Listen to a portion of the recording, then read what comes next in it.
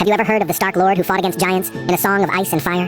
During the reign of King Maegr the Cruel, there were endless wars and rebellions. Usually, these rebels were killed for their troubles by Maegr or permanently disfigured, but many others would plead to be sent to the wall to avoid execution.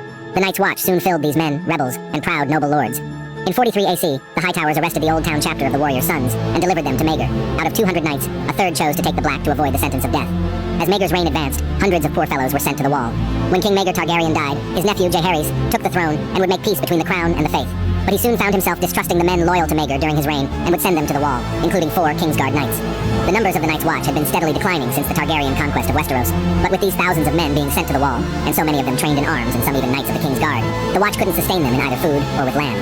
So the Lord Commander of the Watch sent these men to revive castles that were lost to them. He put in command the King's Guard Knight, Sir Oliver Bracken, at Rimgate and Sir Raymond at Stablehall, former warriors' sons and poor fellows, and orders to restore the fortifications. Instead, Maegur's 2 turncloaks made common cause with the faith militant to rebel against the leadership of the Watch, and try to make their castles into their seats, and set themselves up as lords.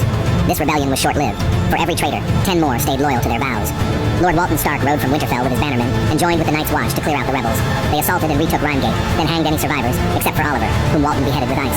As soon as word reached Sable Hall of how Rimegate had fallen, the rebels realized they had no hope of holding their castle. They fled north beyond the wall, hoping for a common cause with the wildlings. Lord Walton pursued them, but he was caught in heavy snow in the haunted forest after 2 days, where giants set upon him and his men. Walton Stark managed to kill 2 of the giants, but in the end, he was dragged from his saddle and torn apart. His surviving men withdrew back to Castle Black. Half a year later, a wildling chieftain delivered Sir Raymond Mallory's head to Eastwatch. When asked what befell Raymond's remaining traitors, the chieftain laughed and said they ate them. Walton Stark died childless, so the rule of Winterfell passed to his younger brother, Alaric Stark.